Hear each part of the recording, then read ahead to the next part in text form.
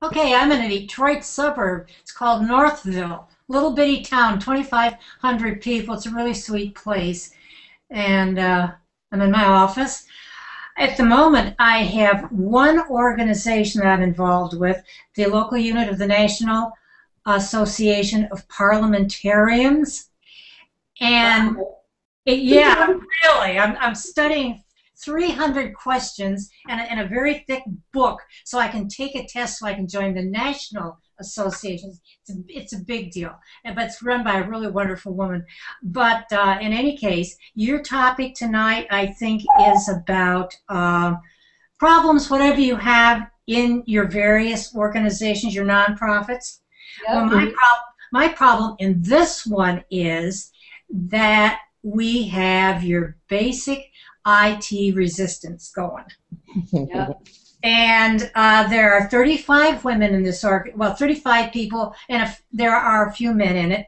And and I'm new in it, there's 7 or 8 of us who are IT savvy from one end of the spectrum to another. One of them's a web manager, obviously very, very knowledgeable, and all the way down to people who use their email, and that's kind of okay if there aren't any attachments, sort of like that.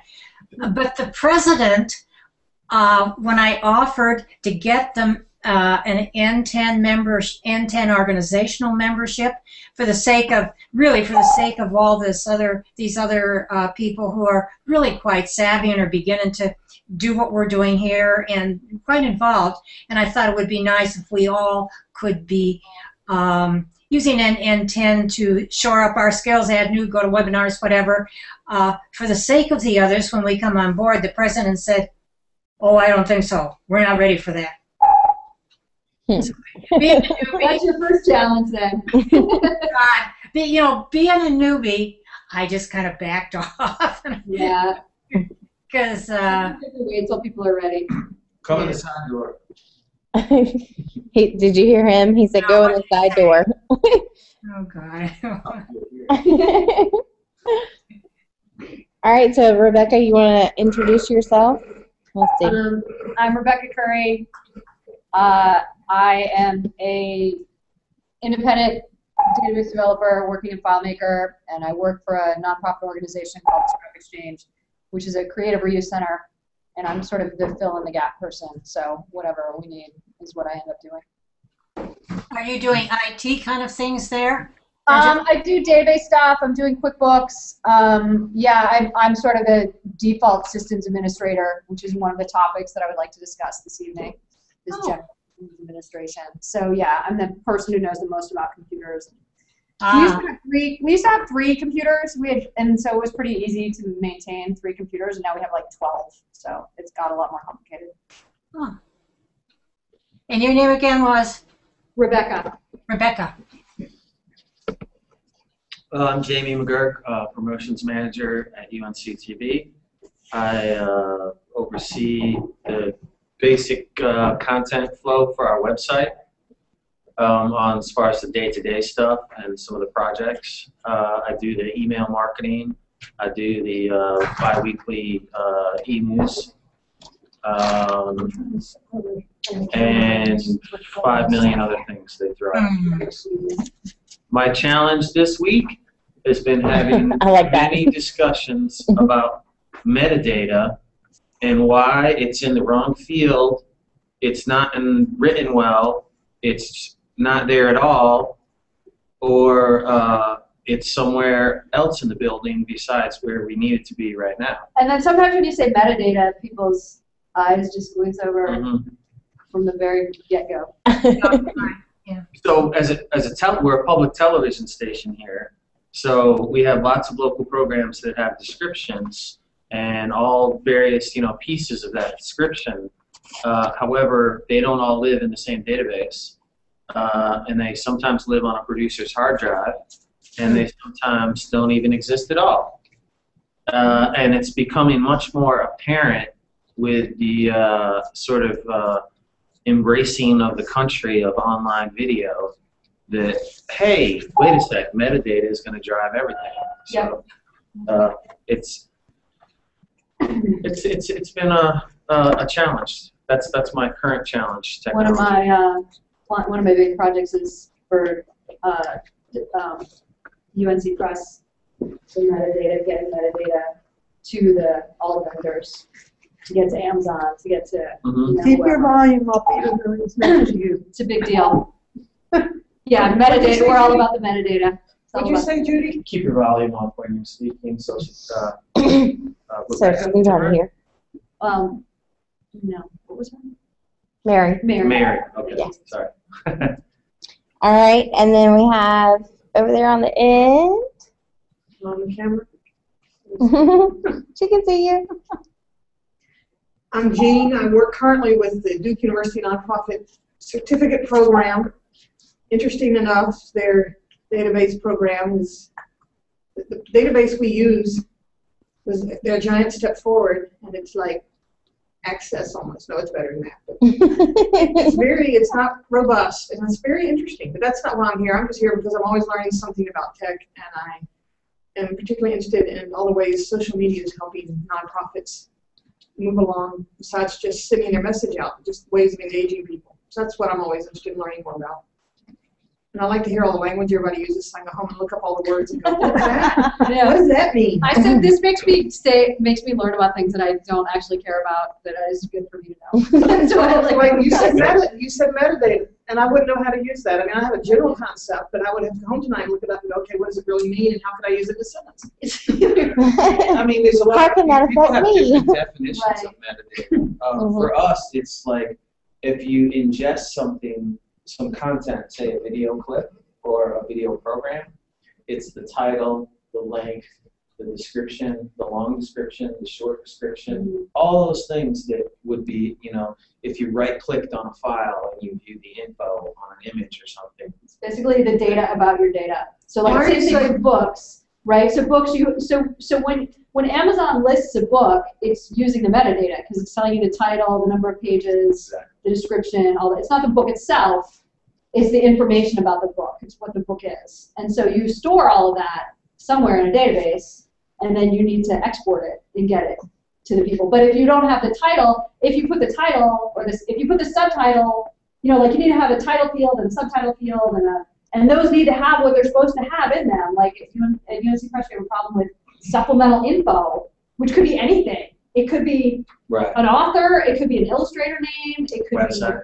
It could be. I mean, You're that's actually. published, even that kind of It's stuff. not quite as bad as that, but like the supplemental is like a catch-all field, which is just not useful. And then you need to figure out how to get those into the right fields so that when you send them out to people, because every different vendor wants it in a different way and has it in a different, sort of different place to have it. So it's a way to interact with vendors.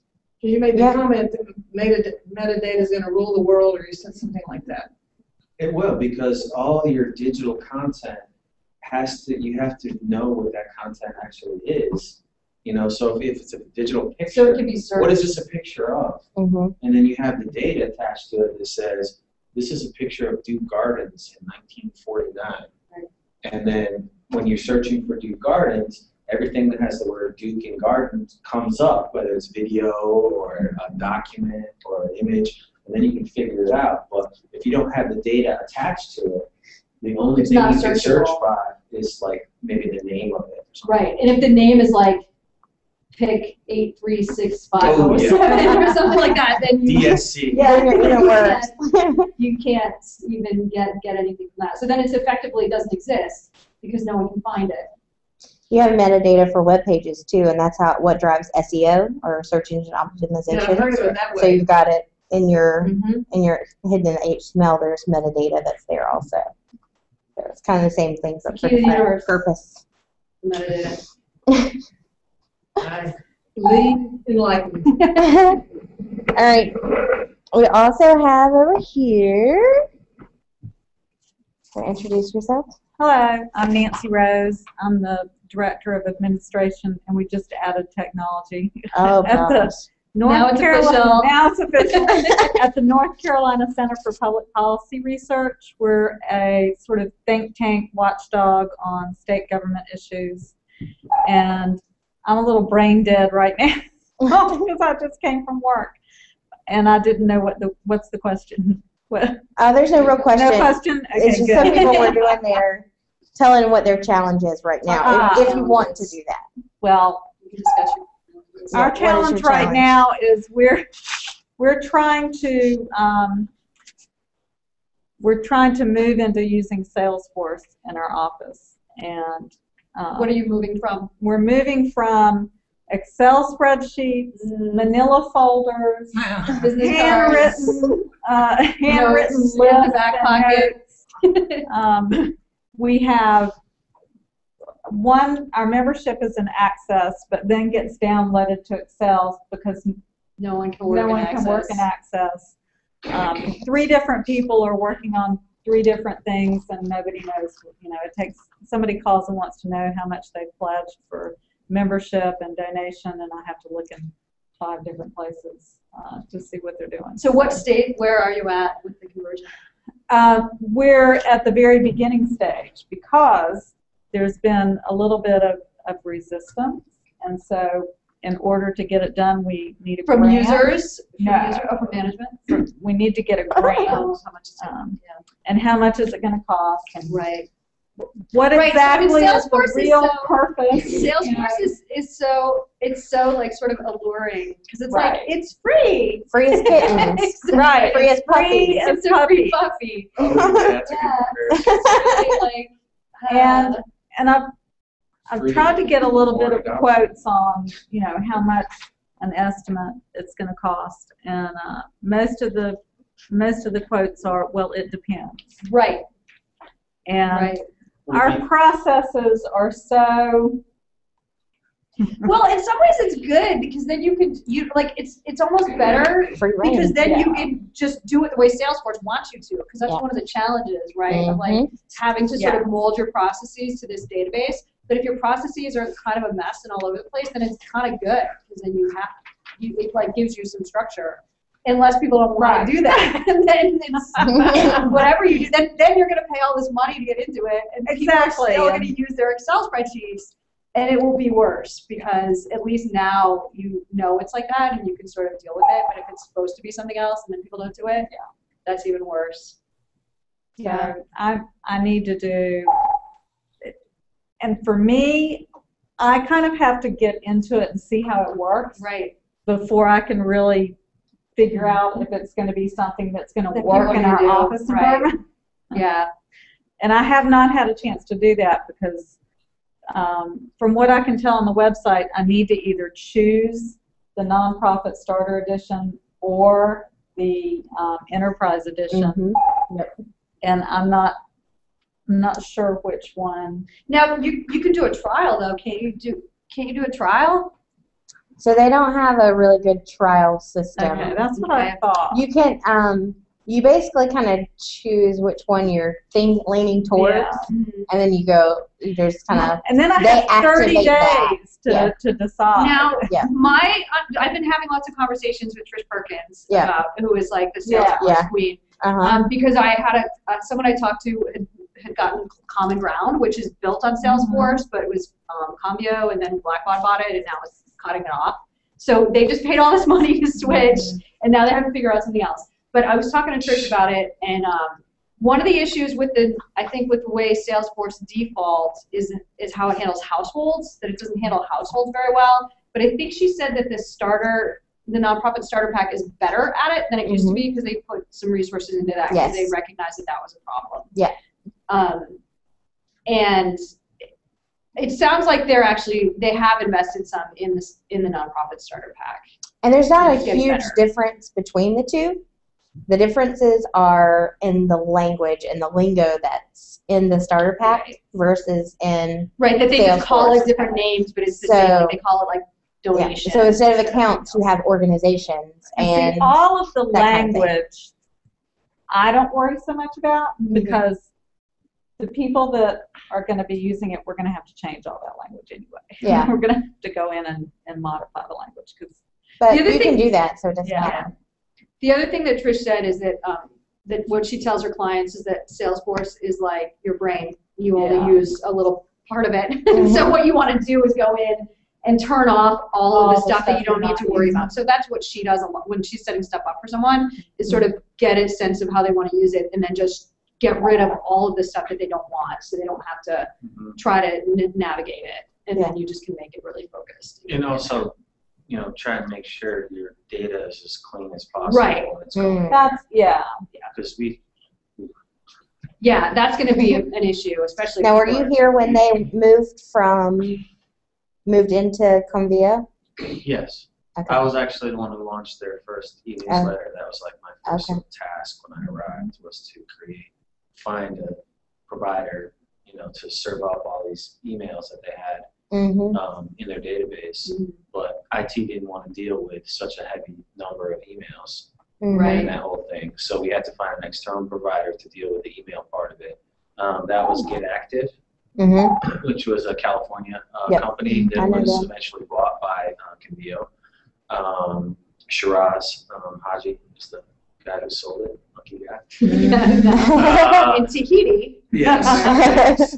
But anyways, it was pretty good. The only thing that sort of bothers me about both Convio and GetActive was the WYSIWYG editors, which is what you see is what you get. But if you have a CSS style sheet attached to your, as a template attached to your email, and you send it through that, what you see in your WYSIWYG is not what you see coming out the other end. So there's no way to preview it without sending yourself test messages. So I would send myself like 20 test messages. Plus, then you have to send it to like different browsers Yeah. and different accounts and Gmail. Yeah, that is a real problem with emails. But it did sort of take us from, I think we had about, I don't know, 6,000 emails or something like that when we started. But then they went with some kind of like data mining company that went and looked at our database and tried to match up their emails. And then we sent them a question that said, would you like to opt into the Get Into UNC-TV guide, which is pretty aggressive for a nonprofit to do that. How'd that work? That worked great because we Wait, so what did you look at? our own database of emails, and then they had some other database of emails, and then we sort of tried to match up for members that we didn't have an email for to see if we could contact them that way. And we spent some money to purchase that data, and this was driven by our development folks. But me coming from private sector marketing, I was sort of right on board with that. Right. I'm a little bit more apprehensive of that kind of marketing now, but this was early on in my career here, so I said yes. And but we harvested 70,000 emails that we dropped in. Oh my God, you went from 6,000 to 70,000. Wow. And then we lost maybe 20,000 because we did Whose email? Whose database? our database No, the one that with had their 70. database. It was basically taking people who were already in our database and seeing if they matched up with their database. But if we didn't have an email. That we didn't have an email. So what did it do, match by contact name or something? Yes. And whose database was it? It was some private company. I don't remember the name. It was about 10 years ago. Yeah. And, you know, maybe it Probably was the back guy before in there was Currie. really any Maybe it was the guy in structure Currie on who was sent away privacy. for spamming people That's around right. the world. But we actually gave them, Some spammer. Yeah. That's good. Database rejected. yeah, they had to initially opt in. Right.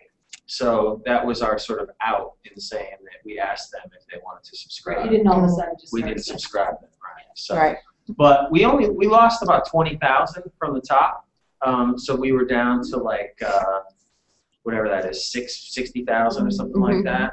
And we rose up over the years to 72,000 again. Wow. And then we've dropped off again, and we're Because back. everybody's overwhelmed by it. So we're hovering at around 55,000, but it stayed there for a while. And if it's something that's good information, that is a tool because it's 50,000 emails across the state of North Carolina. So I mean, it's a pretty Yeah. powerful tool. announce our conference. Yeah. Yeah. I think Convio is pretty cool. It's pretty pricey. I think it was about 25, 30 grand a year.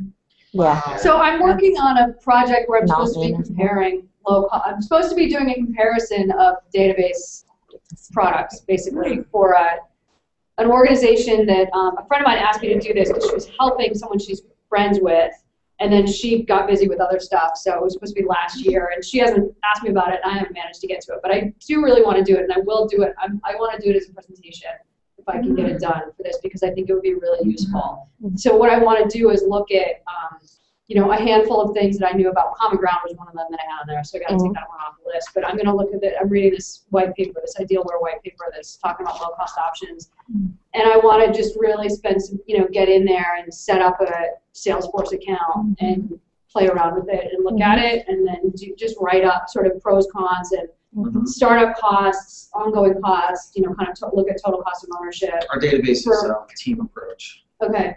And mostly for small organizations, because I feel like, small organizations are the ones who are really suffering because you can't afford it. I mean, you can do Salesforce, but even at $5,000 or whatever it's going to take to get into it, the range that I've heard is $2,500 to $5,000 basically to get it set up, to get your data in, to get it all cleaned up. And I can make an awesome database in FileMaker for $5,000. Whether you want to have it, it depends if you want to have it locally or have it whatever. So. Is FileMaker something people would have in the cloud, or is it something they'd store on their computer? You can do it a couple different ways. You can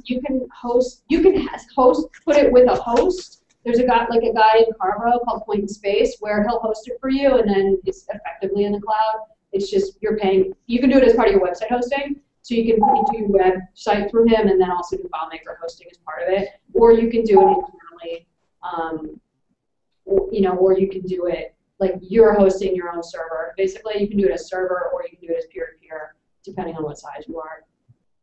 But it's customizable. But a lot of people then, it also has overhead because you have to maintain it. So and you have to set it up and you have to do stuff. I mean, the only reason that I would have that on the list is because I have a pretty good nonprofit database that I created that's dead simple to use and get started with. That is just people and donations, and it's not trying to track your to-do list, and it's not trying to, that's what happens with a lot of these. Is they get they just add all these features, which can be great, but also is when it gets to be too overwhelming. I'm can we just have a database that keeps track of the people who gave us money and what their address is and their phone number, and maybe some roles, so you can see what they did for you and where the name came from, and that's all it does. It's not trying to do all this other stuff. So, I had this conversation with my friend about that, where she was like, do you want to get them set up in that? And I was like, well, I think there are other options. I mean, they really need to think about, how they want to do it or what they want to do for that. What are their goals? Yeah, exactly. Sometimes sometimes it's good. I mean, the other thing is, it seems to me like everybody sort of revisits their database decision probably every 5 years. You're going to, you're going to have to look at it. We're looking at ours right now. Yeah, because stuff changes, and did what you get keep up with the way things change. So it's not like you want to think about it like we're going to spend this money and now we have this, but it's really I feel like it's like a 5-year project basically. I mean maybe a little bit longer than that, but probably more than 3 years. Well, and that is kind of the whole other issue, right? It's how long, right? So. Yeah, and then what happens is you sort of get the analysis paralysis, and then you don't do anything. Right. I know someone. Yeah. I set up. We'll wait and see how it goes for Paula. Right. And when I'm thinking, Just what did you do for your database? I know y'all changed your website, but at the same time, you changed your database. We did both. Yeah, we changed our website and the database at the same time. And the people who helped you with your website, are they the ones who helped you with your database, or was it just two projects that were going on? 2 projects at the same time. Did you have somebody help with your database, or did you guys handle that yourself? So we did a good portion of it, and then we had a subcontractor do some of it too. So what did you have to work on it? CRM Advantage. Wow. Yeah. That's a good name. Yeah. Yeah. They're a local group. Salesforce? Yeah. I'm going to take off for a minute. Oh, sure. Okay. Did we do what? Weird. Oh. It's surreal. It's like, I feel like I'm in a TV show. I think her phone rang or something. It did. She's good. Yeah. She Did stepped you out. do a custom design database, or did y'all buy something? No, so we went Salesforce, Okay. and so we spent a good amount of time trying to figure out what we needed from Access and what we didn't need, because it had been not touched. Like, we just kept growing and growing and growing in Access. And so I felt like it was just this nebulous Did you do that? of Did you have mess. Who worked on your Access database? Did you I have, did. You did? Yeah. Yeah. Well, I inherited a mess and continued to grow in a Yeah, mess. it's really hard though, because it's like Right. it's a mess, but like to do like really clean it up and do it Yeah. right is so much of a big project. Yeah. And like if you're not going to do that, it's not really worth it. But then you end up Yeah. just making a mess. Because we thought, well, we're not going to have it for that much longer. We'll just keep making these changes and add in this piece of it and add in Right. that part of it, and then it's all okay. Okay. We also had issues with the, and still sort of like, which is the master list?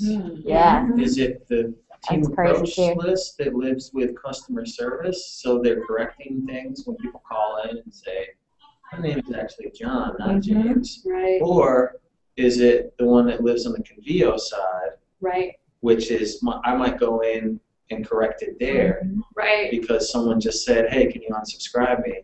Or whatever, like all that kind of Right. stuff was tricky. Yeah, we end up for Scrap Exchange, we have stuff on vertical response, and like the bounces and stuff go there, but I download that, put it in the FileMaker, and re-export the list every time, because I just want, and that's why I haven't handed that off to anybody either, because I have it set up so I know how to do it and I can do it, but basically, It's clean. yeah, like FileMaker is the real list, and we can reuse lists and we can do stuff on there because it'll take them off there, but that's not, That's we don't make any soft changes and in hard vertical. bounces, or I just, I don't know how vertical response does it.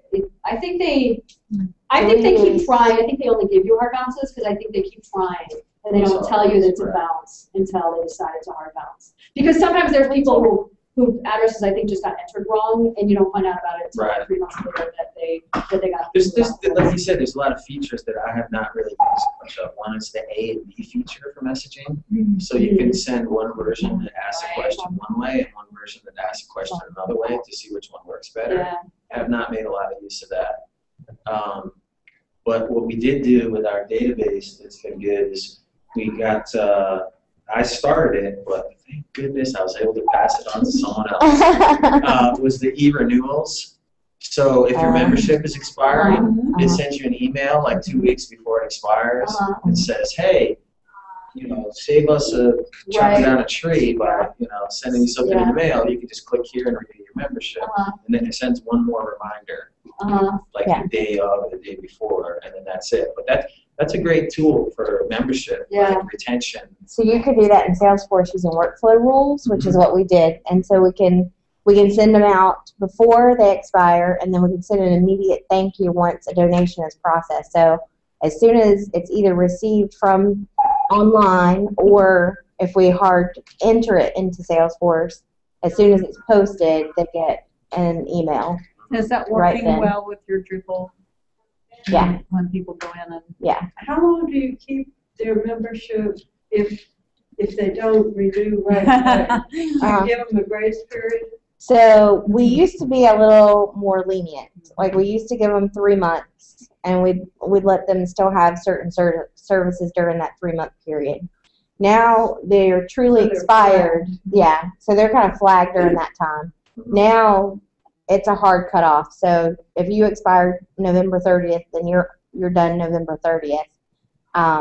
But we give you an opportunity to renew immediately after that. So we wouldn't provide any services after that expiration date. You send them an email saying your membership is expired? Yeah.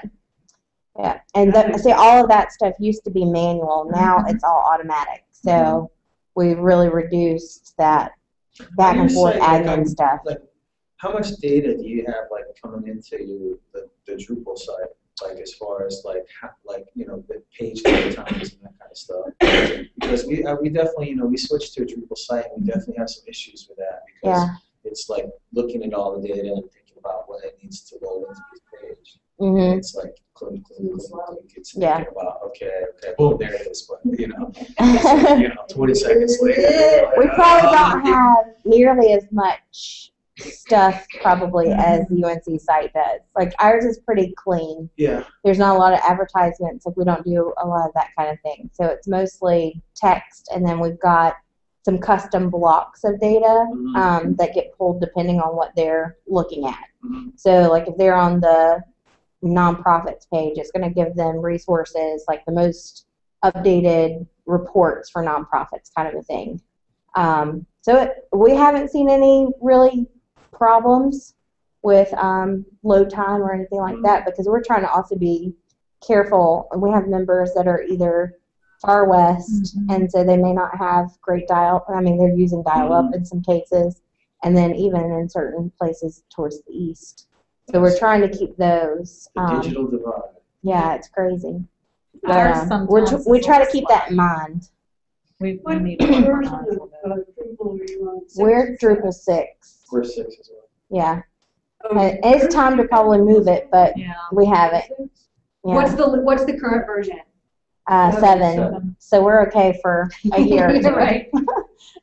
We're okay for a little bit longer. We're like, okay, we just got into it. We probably could have developed in 7 since we came out last year, but it was so new that we didn't want to be we the did start same thing. off in the same boat. So We we, just launched our site like a month or 2 ago.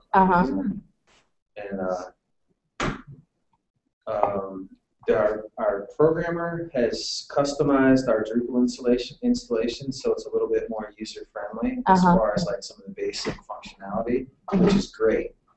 But now we're starting to have very complex, larger things that we have to do. So right now we're getting ready to, if you know anyone, we're getting ready to hire someone on a Drupal project for 6 months to help us build a science. There's a really good Drupal user group locally. yeah, try Should to. send a lot of good message companies. to that. Definitely will. Definitely will. Basically, we're going to have there's a project called Quest, which is a national project with KQED in California, and it's science-based stuff. So we're going to be creating a separate section to our website that's only about science stuff. Okay, that's cool. And our plan is to hire someone to come actually work here and work with our IT staff to put it in, as opposed to a standalone company sending us something or FTP and something over. It's like we want them to actually come here, and because it's a grant, we actually have some money. Grants. Grants is about the only Where way did the you grant can- come from? CPV came from your tax dollars. All right. Um, I didn't think it was that much tax dollars. oh, yeah. Well, You're saying it's not. For Yeah. science. They keep for getting math. cut back. they do. It's kind of a wonky system. Just the way that all works with CPV's grants. And personally, I think there's quite a bit of money that goes to questionable projects. To be honest. But, as far as bang for your buck, it's probably the best government program ever created in the history of government. Not too loudly, but it pretty much is. So do we have any advice for Mary about her IT resistance? Is Mary back on? Yes. Could you hear me when I left and was on the phone? No. Okay, because I went out to the other room, and if that worked, that was fine. Yeah, and as a matter of fact, there's 2 other organizations of a very different sort that I have my fingers crossed. I'm hoping I'm going to be involved in. It's really exciting for me to come into a new community, make new friends, get into new activities. So even though I'm not doing much now, it's also very refreshing to be listening to you guys. If any of you have had experience nudging folks along, I've spent most of my retirement volunteer work, a lot of which has been full-time, kind of juggling eggs, working with the people, with the resistant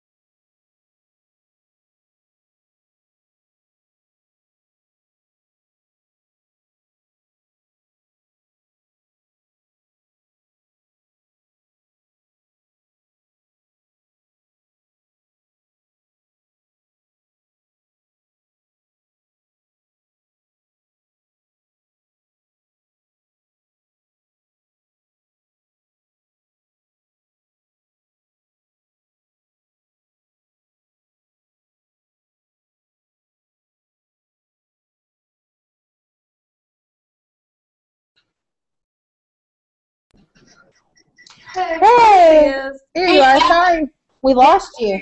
That was very interesting. It told me that the Hangout had ended, and it dumped me out. And then I tried a couple of other things, and then here I am. Okay. In any case, I know we were right getting to the good part. I'm so glad you're still there. In any case, it sounds like you all are way past this stage. But have you found any techniques that worked? I think you recognize this is something you have to do very diplomatically, very delicately, but have you found any techniques that work? Definitely speak to this one. I will say that the best strategy that I've had with people that were reluctant to embrace different technologies was to show them people that were using that technology successfully.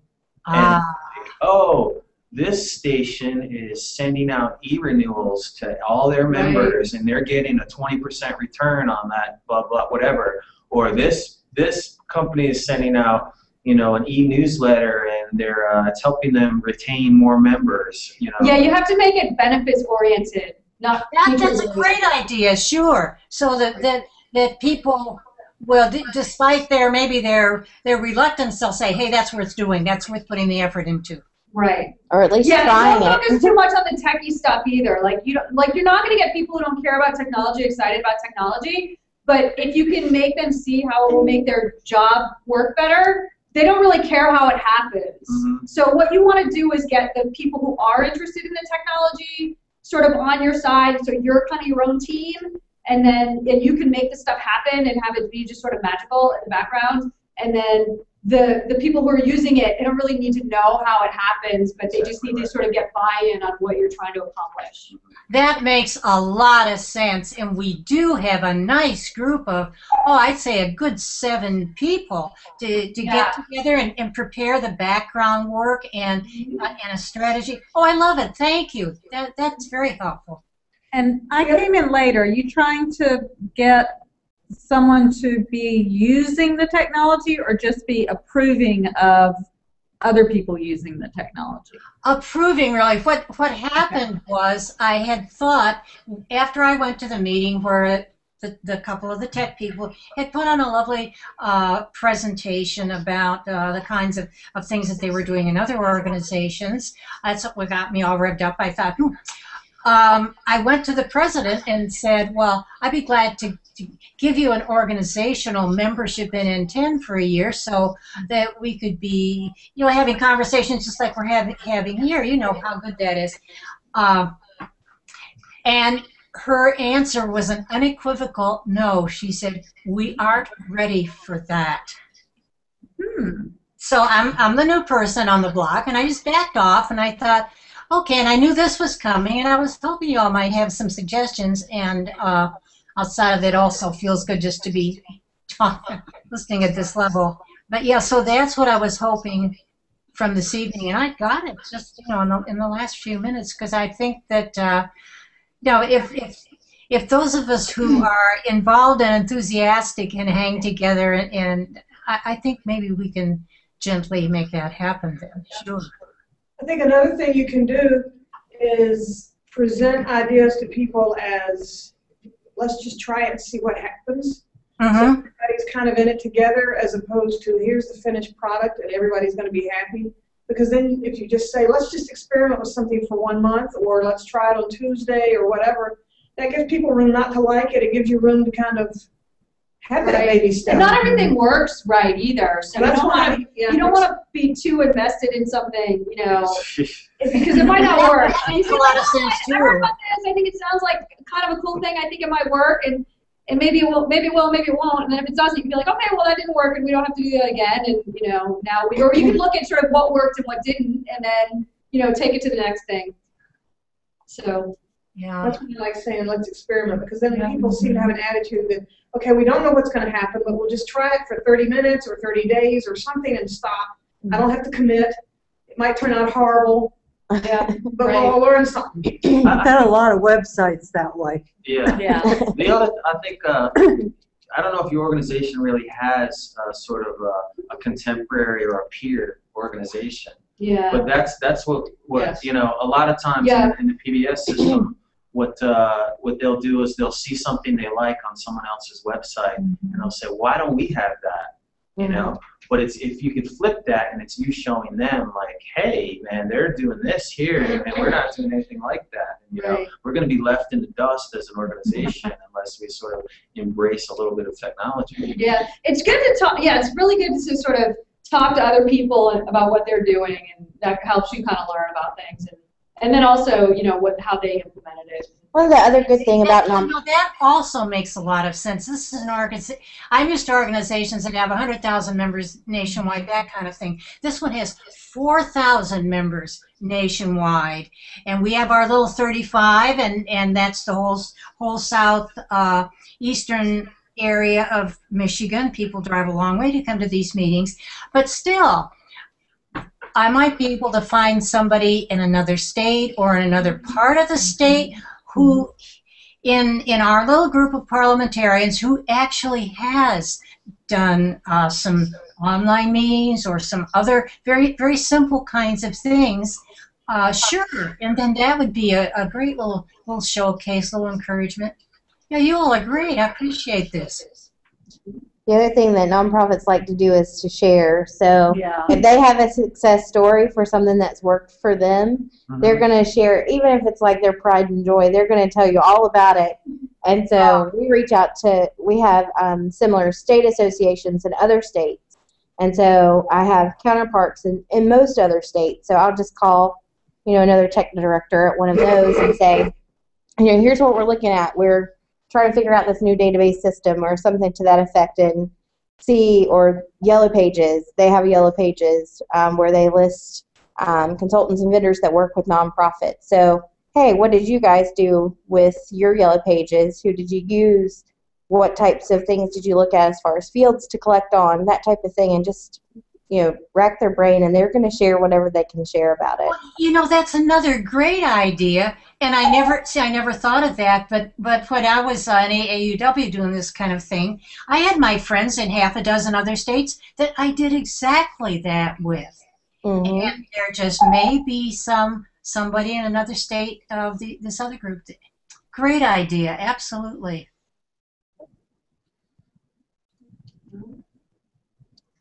So what do we do about your metadata issue? Back to the metadata, great. The answer is, honestly, you want to hear the honest answer? People have to have consequences for not completing their metadata.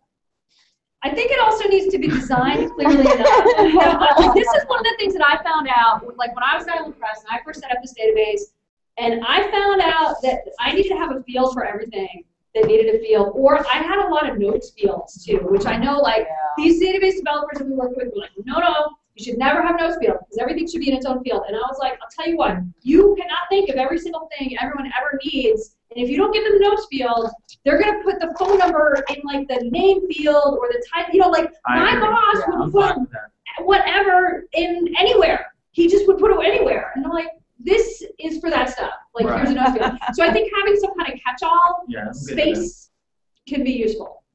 We have the exact opposite problem. There's so many fields that people put stuff in this field just because, hey, look, I can put it over here. Jamie, what are y'all using to capture, to store your stuff? Is ProTrack is ProTrack, which is a television software. Okay. And it's basically a database for information about television programs and how to schedule those programs. So the issue is that the information that's in there can be downloaded from PBS for all their programs, right? But for our programs, we have to set it up, you know, each program manually, whatever. So they need to get that information either from the producer or from whatever. The problem comes in that this program is, we decided to put this program in the schedule because this person died or something, or this timely event is happening. So we need to change our schedule and put this program in. However, there's no metadata for this program, and we haven't talked to that producer in 5 years. So how do we track them down? How do we, you know, that kind of stuff. Is it also a problem with like sort of backfilling data for older stuff? Yes. Is it something you can sort of stay on top of for new stuff, and it's just the older stuff you're kind of doing? No, it's both. It's both because The other thing that happens is sometimes if we have a lot of changes in the schedule, you can actually go in and schedule programs by title and number and stuff without entering all the data. So people will go in and do that because it needs to get done. Right. Because it drives the on-air. Right. They sort of feel like when they're done doing the metadata, enough metadata to get it to go on air, Right. they're That's fine. all you need. Yeah, so that thing. And like I said, the management thing, which is just me sort of slightly venting. Is there a Just way to make them required fields in That's what I certain was cases? just about. Like, I know. That's such a tough one though, because sometimes if you make it too much of a pain, you just get a revolt. You know, it just makes it worse. Or you get a dot. Yeah, right, exactly. You get bad data because and like you try to like I set up this database so that you couldn't have a duplicate ISBN because you can't have duplicate ISBN. So I set it up so it wouldn't allow duplicates. And what people did was to put a space before one of the numbers to get it to work and the reason is I realized it was my own fault. Like I was really just like amazed at the creativity because they got it to enter.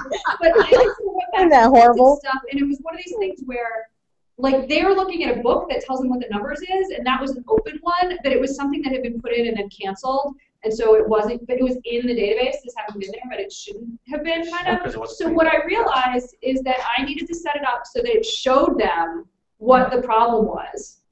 Because they were like, no, this isn't a duplicate, this is a real one, and I can enter it. So I changed it so that if there's a duplicate, it says, this is used for X. You can't use it again, for this thing, you can't use it again. That's better. And that's why, and also I locked it up a little bit more so they could just put a space in there to make it be a different number. I was just like, oh my God. People are amazing. Like they will figure out, no matter how you try to lock it up, they will figure out some way around it.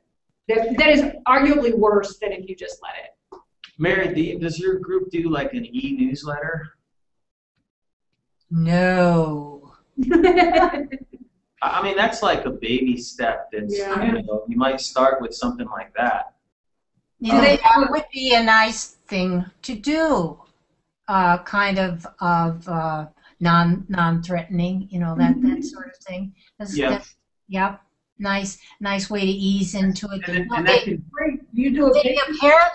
Apparently, like I say, I'm new in this group.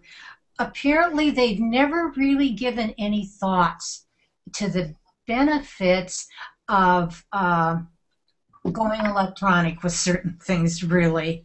Wow. So it's nice to be in a position to maybe do something good for them in this regard. Absolutely. Do you do a paper newsletter? Do they do a paper newsletter? I've never seen one. There is. It's almost pathetic in a way, but that's okay. They're great gals. It's like and I've been around for a long time, and I'm very patient. That's all right. It's like a secret club.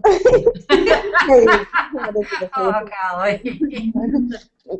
You can also here's another technique. You can also appeal to the vanity of the person who's in charge and have the newsletter come from them. And go that route.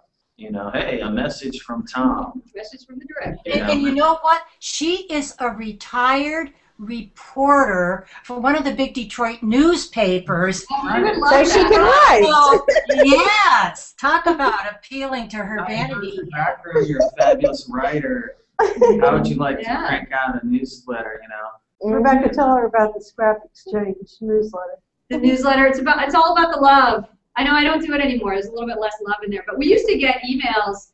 We used to get emails every month when we'd send out our newsletter, people telling us how much they loved our newsletter. Because it was from the director. And she started writing it, and she would just write it and send it. And at first she just sent it from her Outlook until one day when she sent it from her Outlook, and then we couldn't send email for 24 hours.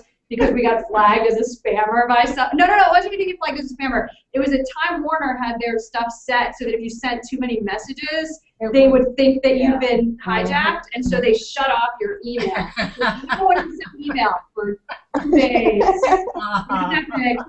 then we sort of took it over. But so the director just started writing it, and she would put it together, and she would just write her little message, and she would put stuff, what's new in the store, and then we sort of, it kind of, you know, changed from there. And but yeah, no, it was really very, very successful for us. And she just hijacked a whole bunch of names. Which It's one of the only newsletters I read that I get in my email because it's fun to read.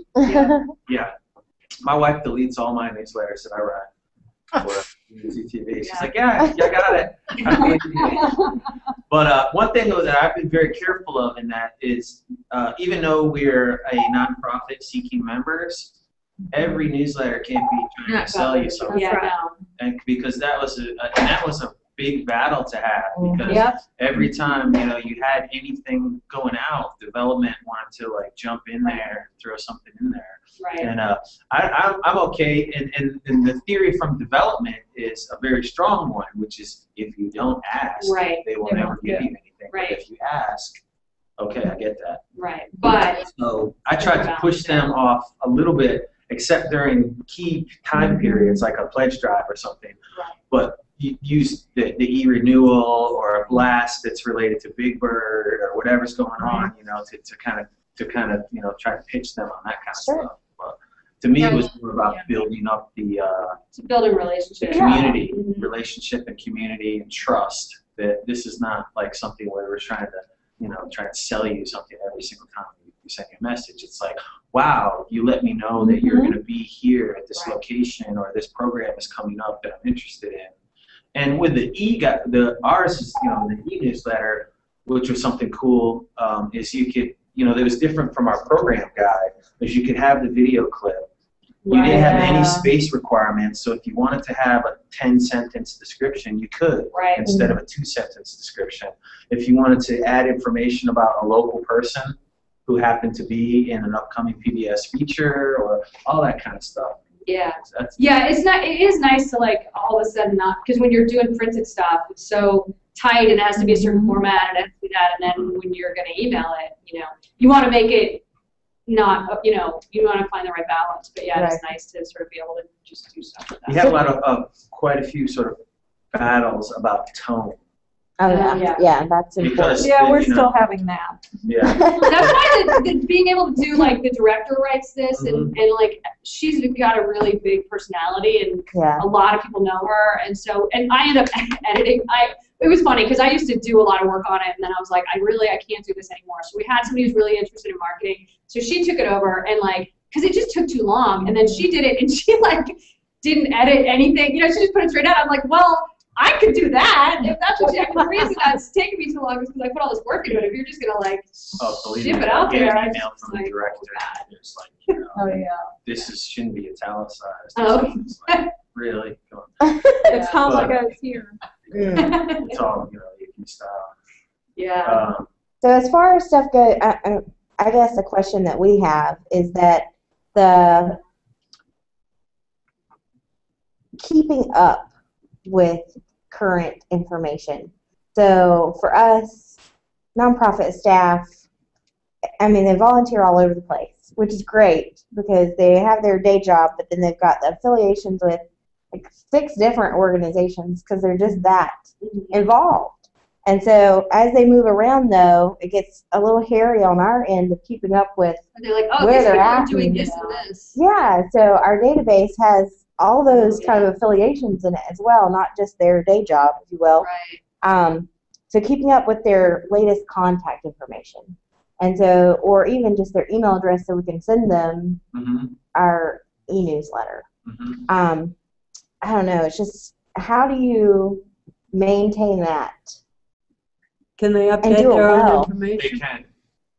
Yeah. Do you have it? Do they? Have it? Are they Not always. That's the problem. That's the problem. Like, why would They you? could. I can go in and change it on your site now? Okay, so we're working on that part of the new site. It was definitely available on the old site, and we're like this far from doing it on the new one. But we thought by implementing it on the old site, it would encourage people to keep it more up to date. But they would rather put it on a hard piece of paper and fax it back to us, which is fine. It's like, okay, it's a little creepy, but at the same time, Or are you getting the world we live in some ways. Are you saying like most of the people respond with a fax, or Not always, no. how But do they even get a piece of paper? They print it off your site and then. well, we send them a hard copy when they renew. So in their renewal See, but packet, like we they get renewed, stuff. and we pay by check because that's how we're going to pay for most stuff like that. So Yeah. for us, like, I mean, I guess we could do an online payment, but then it would be a credit card and, you know, whatever. It's just, I don't know. I mean, I guess You for can us, do it online and pay by check. Yeah. Why do you send But we use something anyway, so. why do you send them a paper Yeah, I know. renewal? I mean, I get maybe there's something you want to send them that's nice and printed. So, Mhm. but why don't you also send them an email renewal that has click here to go update your site? See, now, but if that happened, our director would print it out, and because if people have a bookkeeper who handles that stuff, right? Like, you're gonna, that's a challenge for you because Yeah. the people who you're communicating with aren't necessarily the person people who's that are making a paying, payment. right. They don't do that. And So they're gonna updating forward that it, information. or they're gonna, like, this is how it works at the scrap exchange. The renewal would come into the director would print it out and say, write check for, you know, and actually that one we had to figure out what rate we're at, because you have different levels for different, you know, depending on what your budget is. Yeah. So she printed it out. She said, figure out how much we pay and write the check for it. So I looked at, you know, our QuickBooks and saw where we were at with budget and wrote the check and mailed it. Mhm. That's what we did. Mary, so do you guys have a website now? Not locally. We utilize the national website. Okay. So we don't even have a website. Because I've nonprofits that I know that are just taking baby steps might start with like a Facebook group page. Yeah. That's true. You know. Sure. Depends on the demographic too, though. Yeah. And the national organization It is. has a Facebook page, yes. Yeah. Like every 3. But we could have one of our own, and that would be kind of exciting for some of us. Yeah. Mhm. That's part of the problem with Facebook, I think, is so many people are over like 50 on Facebook now that all the kids have gone to Instagram. And Right. You know, Well, now Facebook is also charging for business stuff. Facebook is they made a change for say you have a page for a group, right? So I'm a DJ on the side, so I have a DJ page, and I used to send out a blast on my Facebook, right? And I had whatever 500 fans or something like that. But they would all see it. It would say like 400 and some people saw this post. Now they waxed it down. They're all saying it's 50%. Yeah. And then if you need to pay money if Right. you want it to go to everybody. Or then somebody said something, if people are subscribed to you. Yeah. Go ahead and say, The- send me notifications. Yeah, and then they'll get it. Or if they just check back to the page themselves. Right. You know, But you how can send often them a do people link do and that? say, hey, check out our Facebook page and see what's going on this week, whatever. But are It's also Are any complicated. of you all getting requests for, if you have login in your site, to do the Facebook login? They have the Oh, option to Yeah. log to into either Facebook. log in Yeah. as an ID of Facebook or. Mhm. We don't have a We log. haven't I gotten thought it was not a good idea to do that. What's, there Are were you saying they can privacy log into issues or your- something? your website through Facebook? Yeah. All websites. So it's like that social wall. Yeah, you can do it in Tech4Good. Like Tech4Good Yes. has that as an option of like sign in with your Facebook account. Yeah. Mm-hmm. Yeah. I'm not on Facebook, so I just need to say that. I'm like the only person in the world. But we have somebody in our office. I know quite a few folks who like just said, I'm done. Yeah, I think it's a fad. I think it's gonna be over soon, so I just don't want to get all caught up in it. You're just waiting out the train. Exactly. Waiting for the data to It's come gonna out. die out as soon as it gets to 5 billion. Facebook brings up my challenge. Nobody goes How there. do we get people to come to the meetings It's and to the conference? a good What? question. I mean, we've I got a think- Facebook page, a LinkedIn page, a Twitter account. I post on all of those, but it's And there's like 200 people in the meetup, Yeah. isn't there? There's like some crazy number. there are 430 Oh yeah. in the meetup group. So But I why do think- people join a meetup group if they're never going to go to the meetup? I've They I've can. heard that people just like to join meetup groups and then not go? I've been to Like, Triangle. why There's not? spotters. Meet up, but I've never been to a Triangle. Is this like a show of support of like, hey, I think this It's like is I might cool. do that someday. But the They're people, waiting on a good topic. They're waiting on the right one. I don't know. read the descriptions Mhm. of the profiles of the people when they sign up for the group, and most of them are associated with nonprofits and technology. So you know, they're not. It's not just some random person joining the group. I'll say for me, I mean, there was a good period of time where I wasn't able to come, and just the night it was on and it being in the park was difficult for me. But, you know, I'm But here. you're here. I'm here You're today. here. And you come to the conference, right? Oh, You come yeah. to the conference. Mhm. One challenge looking at the conference is that the date has changed several times. It's the what? The date has changed. So people, they were like, okay, we go to this conference in May. Okay, no, wait, was it May? No, it's June. No, you know, like that kind of thing. We fixed that. Right, It is now the first Friday of June every year. right. So that's good. But that will explain some of the issues with the previous ones. Yeah, As far as, not only as far as people's travel budgets or Yeah. people's time commitments or just whatever, you know. That also locking down what exactly it's going to be, like at least 3 months out. You have to do that. It's got to be 3 months out. Because if you're locking it down a month out, that's not going to work. So we could do the call for presentations now Now. and pick them up and pick them by February. That's what we've done in the past, though. That's, Yeah, but it's like That's you fine. get the that's on our consistent agenda date for the and phone getting call. the agenda As to on what the our- dates are. all those things at the same time. You know, I was a little frustrated, honestly, from our organization because we've had significant clampdown in the number of on-air underwriting credits that we can do. So we wound up doing the trade with you guys on, and we gave you something which you really needed, which was a meeting space. Yeah. That's awesome. But what we didn't give you was any on-air promotion at all, which is not good. And I really, you know, would like to make that work better.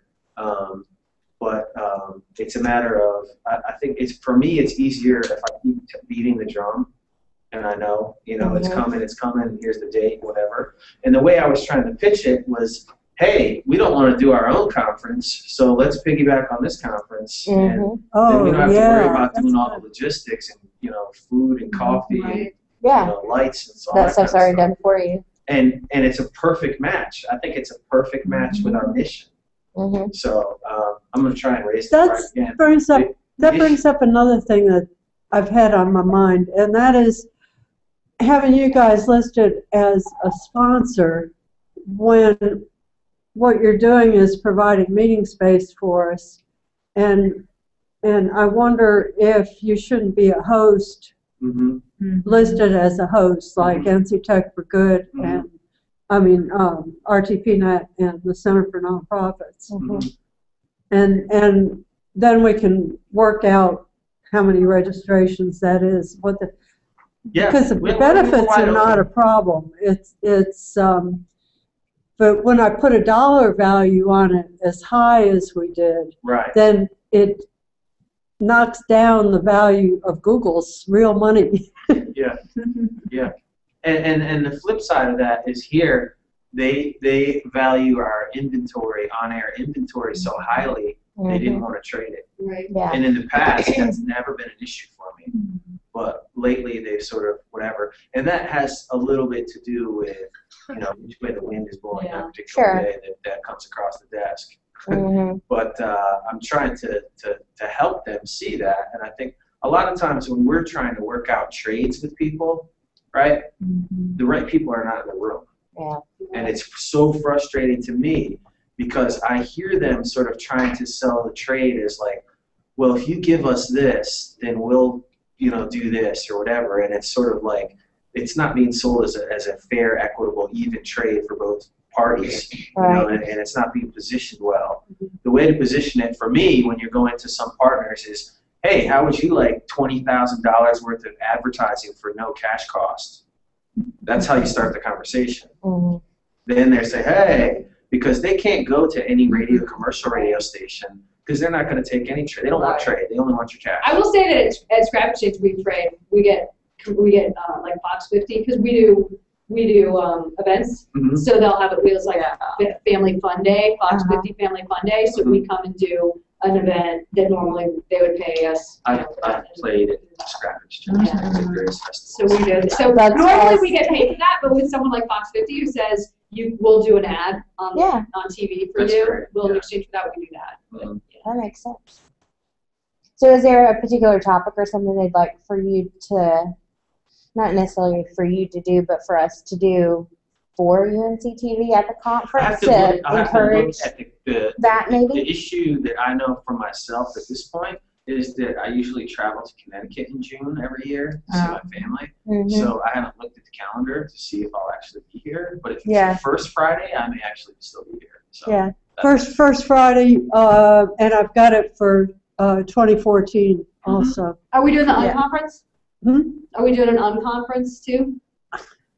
I think we're doing kind of a hybrid thing. Like we did last year? Of I like hybrids. get the session proposals in, and then what we didn't, the piece of the software that we didn't use was the voting because we didn't have enough time. Yeah. Okay. But if we do that early, get the submissions in early, we can do the voting. What I haven't quite got straight in my head is the registration process and whether you have to, if you have to be registered to vote, then the sessions that you vote for may not be the ones that we end up presenting. And that could be bad. No, I think you just have to be an authorized user Can we to vote. do that remote thing with the N10 conference? I mean, a lot of you are going to it, and hold here, wherever. You know what I'm talking about? You can So they buy do that an package. online version. I mean, they You can have buy some this package sessions. though, and then invite people to come. Not the. I mean, I was reading something about that, so I was thinking maybe the Duke nonprofit program ought to sponsor it and let people come to that room that day. I mean, that's a way to see if we can get people to come to the N10 conference who then might come back. Right. To our conference. I'm not following that. So, like, you know how they do the NTC online? She's saying we subscribe to NTC online and host it physically here, but do it, like, on a big screen. So we do that as a presentation. So instead of a bunch of people sitting at their own computer looking at something, they all come together. Individually, they come and gather. And so instead of going to the N10 conference, you go somewhere locally to sort of participate in the N10 conference. I see. Yeah. And then people who are interested in that may also be interested in the NCTech4Good conference because it would be local. The thing about that, though, is the NTC online is based on the sessions, like when they're on there. It was something different because it was saying your organization wants to host this, so it wasn't. I read something about that, so it wasn't the same as I would sign up individually and watch it at my choice. This is some other package. It was more organizational. I'll have to go look at it. I have to look at it. I hadn't seen that part. When is the N10 conference? April. It's in April, yeah. Where is it? Minneapolis. Minneapolis. Minneapolis. Yeah, that's what I was. In April. Why? I haven't signed up. Does anybody know why it's in Minneapolis? Because of our state association in Minneapolis in Minnesota is in Minneapolis. So they're doing it with MAP, which is the MN version of us. So they're kind of how we did a partnership with them 2 years ago to do the social media pre-conference. They're doing a similar thing with the Minnesota State Association. Oh, I see. Yeah. I see. They came and did something at the state conference here? At our conference a couple years ago. Not the N10 conference. No. No, at the Center for Nonprofits. But we did a partnership for our conference. They came for the day before. When she says our conference, it sometimes gets a little I know. Right. Sorry. Center for The Nonprofits. Center for Nonprofits conference. They did a pre-conference that year. Sorry. So it's the 7th. The 7th of June, is that right? Yep. Okay. And I think I'll be here. Learn to throw your Amy egg Sample on Ward. our remote Yes. virtual What's that? conference Amy She comes to a Sample presentation. Ward, Amy Sample Ward. who you may have met last year, Mhm. is going to do a keynote for us. Oh, Mhm. good. Nice. I love it. And she's going to do an all-day workshop the day before. On what? Really? On Thursday. Well, I'm probably on her book, because her book comes out in February What's her on, book do you on? remember the title? It's I don't. Social Media. Yeah, it's social Social media media and fundraising. Nice. Yeah. I think also, man, trying to like recruit a few more like somebody from Red Hat or something, like a couple like sort of more high profile speakers might be helpful as far as creating a buzz about the event. Well, Yeah. there's that whole SEO meetup. It's huge in this area. It's huge. And so there ought to be people from that, speakers from there. They Yeah. can tap into that group. The problem is you don't want it to get, I mean, what makes this work is it's a overlap of nonprofit people and tech people, and it's not business people, and it's not Red Hat, IT, It's not tech corporate. people, It's and it's not not corporate. It's really. It's how can grassroots. nonprofits use technology, and if you But Red Hat But okay, here's has the a thing. community. Yeah. Yeah, find the community affairs Yeah. person at Red Hat. as long as it just stays that this is the focus and not getting way out I into. agree. Do you know Red where the Hat comes contact up. person is at Red Hat? I know friends that work at Red Hat, and I can find that out. But That I do know the community person at Lenovo. I do too. Karen? Mhm. Yeah, she spoke at our at the NCTech4Good conference a couple years ago Yep. on a panel. Karen Ondrick. Oh, yeah. And so did the guy, Red Mark Hat- Dibner from Cramden Institute. Mhm. He sat on that panel too.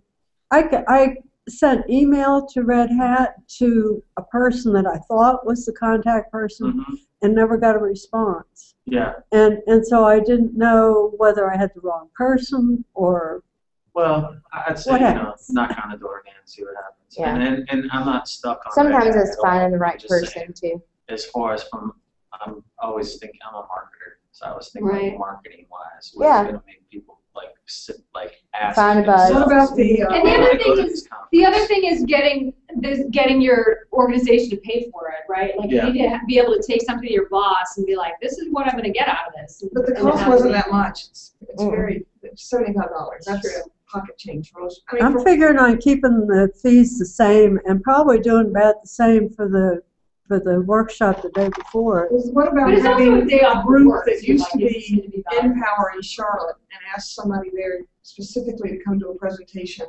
and see if they'll help bring people with them? So I she would spoke be at our very interested conference in last seeing, like, year a very at the Centers Conference. It's no longer Empower. It's called I know, I APRO. couldn't remember Yeah, the name. I couldn't What remember is the it? name. APRO, And they APPARO. have a new executive director. But they, one of them sat on a panel with Amy at the Centers Conference this year. So I'm sure her name was Kim. I'm sure she'd come back up. Mhm. Getting her to present then gets them maybe to help. It's a statewide conference to get more people from that area. When I went to the N10 conference that was in Charlotte on Mhm. data, whatever they did, it Mhm. was mostly Charlotte people. It was put on by Charlotte, but there was probably, let's say, it was probably 150 people. I don't know how many people were there. If there were 150, there might have been 30 who were not from Charlotte. So I mean, it is that wasn't the same conference, but I think we might be able to get some people. Mhm. There's one guy who just left our meetup group saying that, you know, he lived in Charlotte and it was too far to come. Mhm. And the conference, I think he came to the conference, but he really wants something like this in Charlotte Mhm. to You'd not think have there to could come be this far. enough I think that- people. Yeah. Yeah, I think so. But if we I was could going to get say somebody- that some of the oh, go ahead. I was just going to say, if we could get some of the corporations like Lenovo and IBM and the others that have programs for nonprofits to come and tell us the about their nonprofits. program. Yeah. Yeah, like the Google presentation Yeah. on nonprofits was great. We've just not been able to secure somebody to speak from there, except for at that And meetup. the Google Hangout presentation, that was Yeah. pretty hardcore, man. They got a big We used budget. it They ought to be next able to week. talk to them ahead of I time and know. send somebody here. I know, really. Your friend was interviewed on The NPR problem the with other them day. is we had I talked with the people from Google at the N10 conference, and they said, well, we don't really do too many programmatic presentations. They just don't have the staff for it, is what she said. Right. And I was like, you gotta be crazy.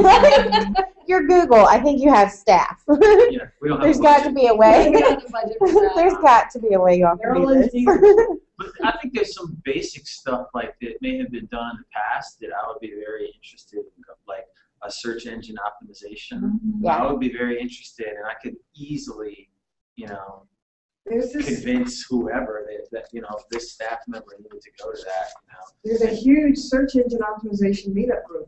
I've joined it, never go to it, just so you know. Yeah. But I get their emails and I see they're talking about. For me, it's just, and it's very accurate. Informational. Mobile giving. We is hot. we had a Yeah. speaker on that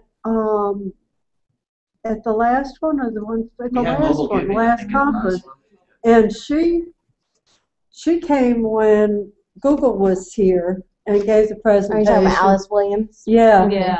and she was adding more information than Enoch. Yeah. Yeah. Well, he's not the best. I mean, maybe she's a better knowledgeable of that particular. Yeah, I think area. she knew that subject area very well, and he knew all of the stuff generally. All the other stuff. but Mhm. not that Mhm. specific. Also, Well, she's also from a nonprofit background, so she knows what we were She knows trying to what get we at. want. Yeah. Mhm. we had a presentation here from Francis Shepard from Apple on the iBooks, Oh, uh-huh. and that was like, whoa, like where that stuff is going. That was super cool, and I'm sure he'd be willing to do something. Francis Shepard. He's like the local Apple guy.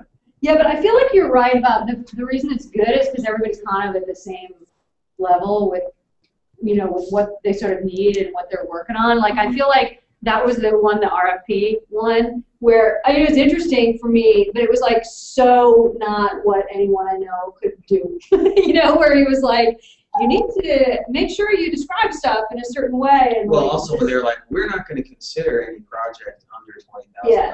And that's how they were. That's how they were at the conference. Also, the one that I went to that was about like translating an RFP into a bid or whatever, where or like making your RFP useful to the. I mean, I felt like that was Design Hammer. That was the Design Hammer one. Like, I felt like that was just kind of self-serving, you know. And also, for me, I was like, they were like, yeah, like definitely less than $10,000. They wouldn't even consider it. And so, I mean, that maybe it was one where you want to like partner, have somebody, because they said, you know, then you can get like a freelance person, like somebody like Leandra or somebody who's going to do your website, you know, so maybe you can like have it a round table or something like that where you have. Now, did the tips they provide, like on how to write an RFP? I didn't get to go to theirs because I was in something else.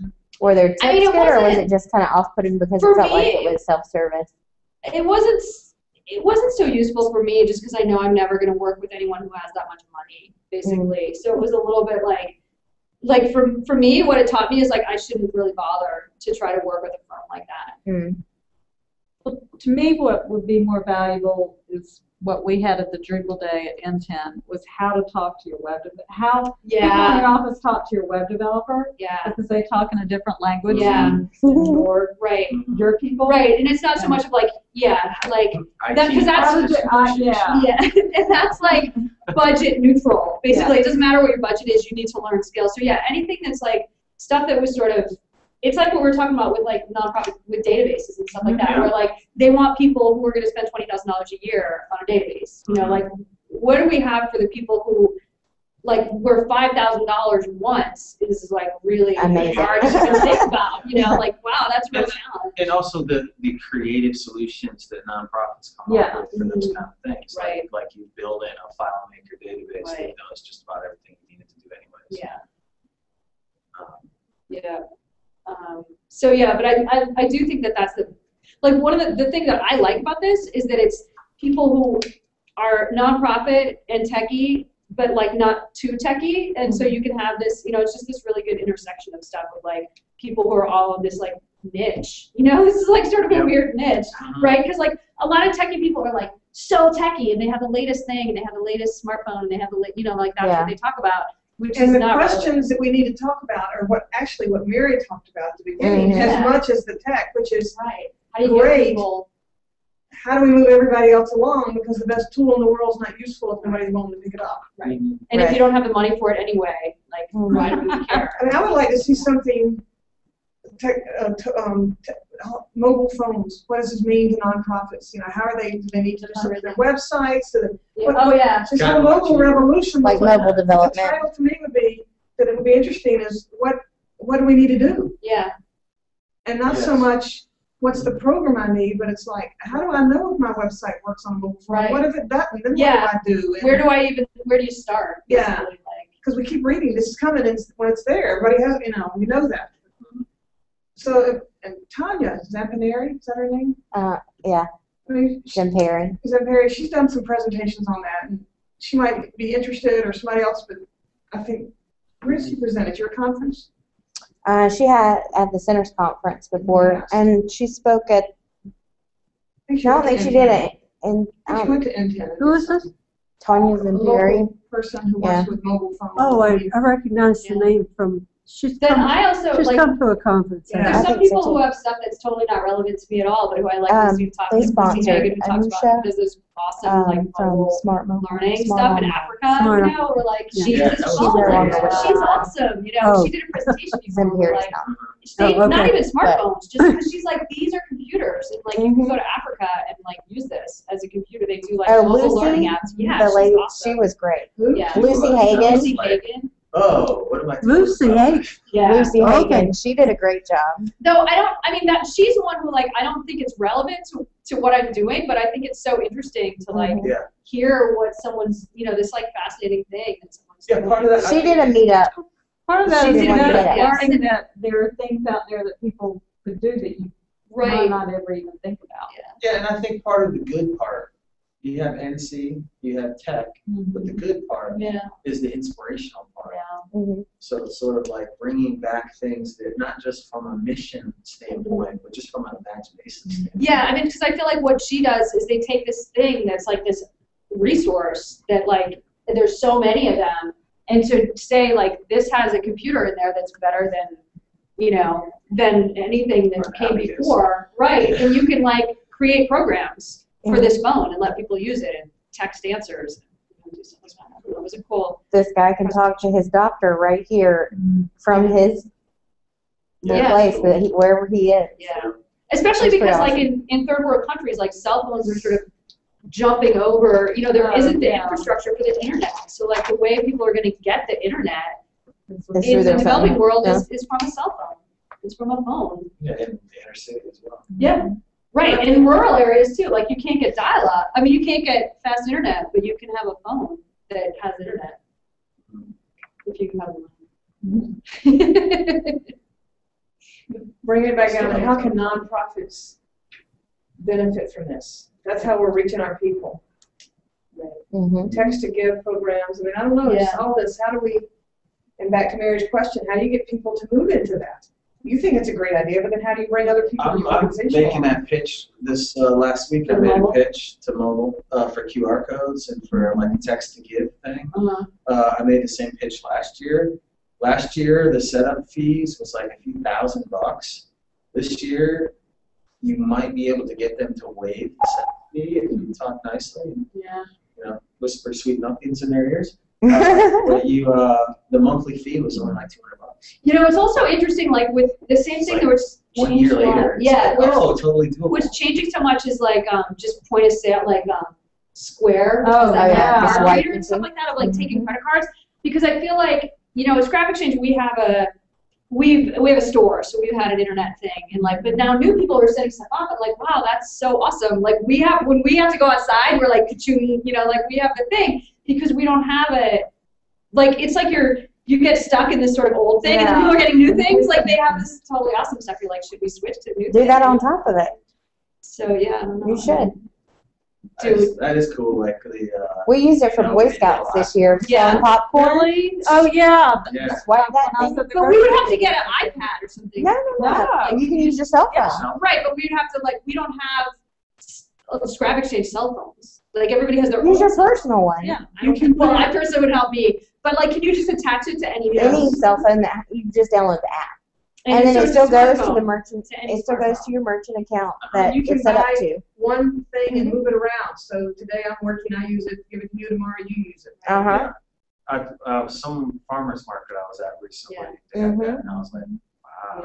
Yeah, and like a lot of new, Daisy Cakes has an iPad that uses their cash register. So So at our at the Centers Conference, we use iPads at on-site registration, so we'll use an iPad there.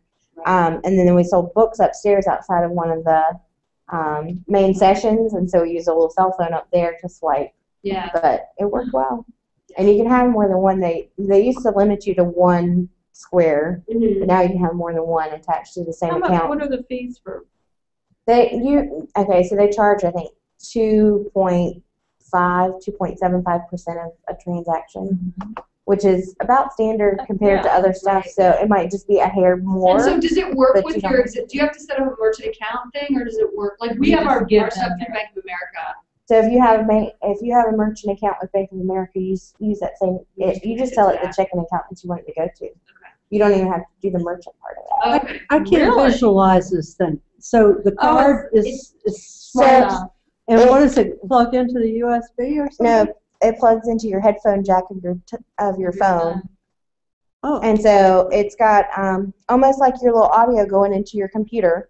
And so it's no bigger than this. Looks like a giant. It's like this. Square. It's a square. It's that big right there. And so because all it needs is that little strip. So you can just run the card. And then you just use your finger to sign your name. Yep. And pretty soon it'll just be bat your eye out. Yeah. Sure.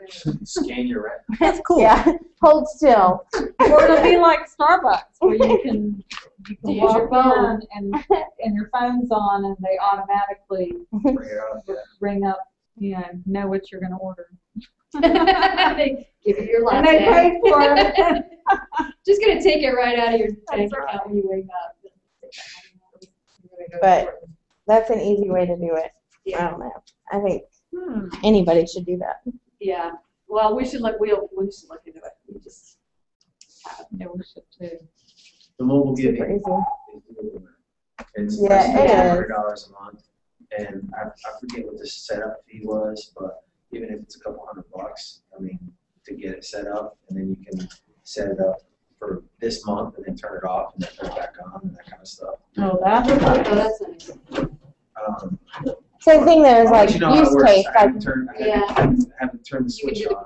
That works well for disaster relief organizations. Yeah, but we're different. So what we're going to try and do. How are you framing it up? What I'm trying to do is to get with a promoter. Oh, so that's the square that concert that we're involved with. So you just type it like in a Celtic Woman or something like that, and get 20 seconds on stage to say, hey, a lot of you saw this program originally on UNC-TV. You support public television, text UNC-TV right now. To this, okay, that makes that's sense. what we're trying to do. But with you got a big audience. State fair type events. Oh yeah. They're still sort of on the fence with it, but I'm like, man, you spent way more money on other risky things. This is not that risky. Right. $200. Right. It works. It works. It doesn't work anymore. So, I think you go out into the main lobby and then turn right, and the bathrooms are right there. That's right. Awesome. Yeah. You passed the test. That means I might have been over here one too many times. Mary, I think we're going to wrap up soon. Before you all get gone, I want to thank you very much. This has been hugely enjoyable. Also, I took notes, very helpful. Oh, awesome. That's good. Well, get back to let us know how it goes. I will. I'm a member, and I will, with any luck at all, I'll be at all your meetings. And so, yeah, I'll tell you what progress we have. And awesome. Thanks a lot. Great meeting. We wait to hear about your first newsletter. That'll be the day. Good night. Good night. Let's figure a Saturday. I'm going to see what we can do to do something about being at that conference next year. I think we ought to be able to